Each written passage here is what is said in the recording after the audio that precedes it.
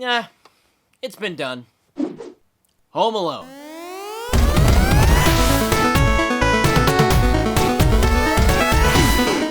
Yes, Home Alone, the classic Christmas movie about a rich family with so many kids, they forgot one. Those of you familiar with the NES library and game reviews in general should already know that Home Alone for the Nintendo Entertainment System, released in 1991, is often considered garbage, or lumpy farts, butt slugs. You might say they're getting a call from the dumpettes. Sorry, I don't really know much about these angry, fecal phrases. And besides, come on, it's Christmas. I have a different opinion, a more jolly opinion. Home Alone does not appear on my naughty list. No, that's reserved for you, Cactuar, you spiky little devil. I would have no problem sneaking downstairs and finding this video game under the Christmas tree. So let's unwrap that positive attitude and look at Home Alone on the NES.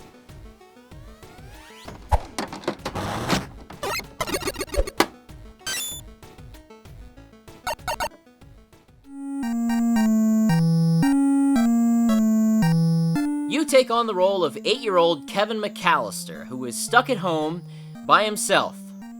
Home alone, in fact. But Mommy and Daddy McAllister are making way too much hot Skrilla because two local burglars, the Wet Bandits, have their eyes on the seemingly vacant house. In this game, Kevin must avoid being caught by Marv and Harry for 20 minutes while he waits for the police to arrive. Unlike the movie, Old Man Marley will not be showing up to save him in that classic Shovel Knight fashion. As Kevin, you'll be running around the house picking up traps with the A button to help you avoid capture. You can hold 3 traps at a time. The Wet Bandits will always be able to catch you in an old-fashioned foot race, so use those traps to your advantage. Perhaps hated for being too simple and graphically bad, I mean, the cutscenes are pretty rough. And depending on the version you have, you might get to see that classic Home Alone face. Oh. Ew.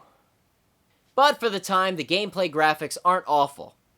Sure, it may be tricky to translate what each trap icon represents, but that's not really the point. This game isn't about showing elaborate mousetrap scenarios in 8-bit. It's about planning and careful maneuvering. This game forces you to be strategic. It's simple, but fun and addicting. Though that simplicity is not without some deeper gameplay elements. Some of the traps incapacitate Marv and Harry for longer periods of time, and as they are reused, that time decreases. Maybe we can infer that the Wet Bandits aren't as susceptible to falling for the same trap over and over again. Taking a look at the manual, it references the artificial intelligence of the enemies as some of the best on the Nintendo Entertainment System. Pretty ballsy statement. Who knew that Bethesda was working on Radiant AI for non-player characters so long ago when they created Home Alone? Well, you're welcome, Elder Scrolls, and I guess Fallout 4. You can also drop chandeliers on the bad guys by pressing down and A. This was a technique I did not know about as a young gamer David.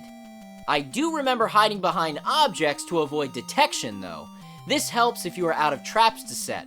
Just keep in mind that your hiding spot will be uncovered after 2 passes by the bandits. Now here's an issue that a lot of people have with this game: moving up the many staircases. You have to position yourself just right, and those stairs may give you a little bit of trouble. Now think about it. If I was a kid, stuck home alone being chased by creepy men who are known as the Wet Bandits, yeah, I'd probably be stumbling to get up the stairs too. By carefully planning your movements through the house, into the basement, and over to the treehouse, and somewhat stingy use of your traps, you can beat this game.